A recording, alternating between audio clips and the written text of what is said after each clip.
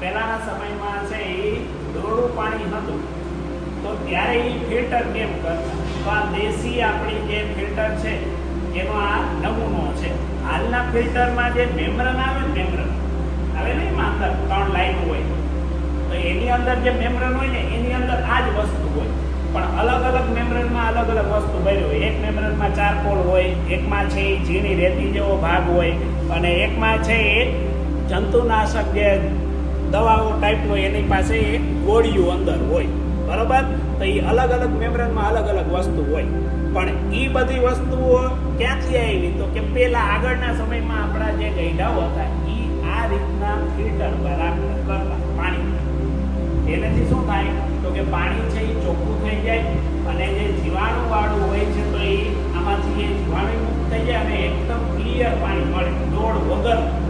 તો આખી પ્રોસેસ છે એ જો તમને સમજાવીએ. સૌથી પહેલા નીચેના ભાગમાં શું રાખ્યું હોય? ઝીણું કપડું અથવા રૂ કે એવું વસ્તુ રાખી, બરાબર? જેથી કરીને છે એ કણી છે પથ્થરની કે રેતીના કાંકરા કે એવું કંઈ આવે નહીં. પછી આવે છે મોટા પથ્થર રાખ્યા, શું પાણા મોટા પથ્થર.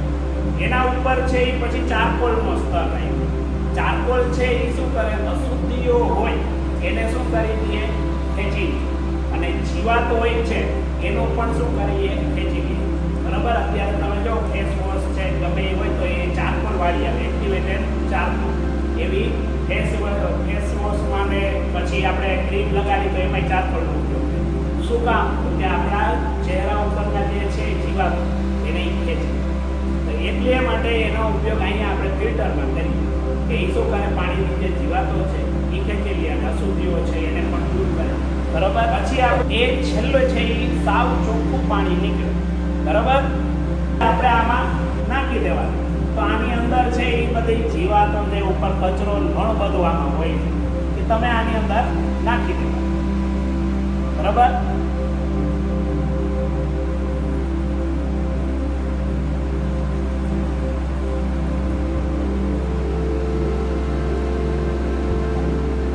કરીને પાણી છે એ નીચે આવશે, એક પછી એક સ્તરમાંથી થઈ નીચે આવતું જશે અને ફિલ્ટર થતું જશે. અને છેલ્લે છે એ આપણે અહીંયા ચોખ્ખું પાણી અહીંયા છે એ મળે. અત્યારે છે એ થોડોક ટાઈમ છે એ ઓલો અંદરની જે છે કાંકરાની બધું એ ડોળવાળું હોય એટલે એ ખરાબ પાણી આવે. પણ આપણે છે એ થોડુંક ફિલ્ટર થઈ જાય, 1-2 વાર આખું પાણી બધું પૂરું થઈ જાય પછી આપણે એ પાણી ફેંકીને પછી ત્રીજી કે ચોથી વાર જ્યારે ફિલ્ટરવાળું પાણી આવે એ રાખવાનું. 2 વાર છે એ ફેંકી દેવાનું, કેમ કે એમાં છે એ આગળના પાણા છે, કચરો છે તો એને થોડી છે એ અશુદ્ધિ એમાં આવતી હોય. પછી ત્રીજી વારનું જે છે ફિલ્ટર એ આપણે એમાં ઉપયોગમાં લેવાનું.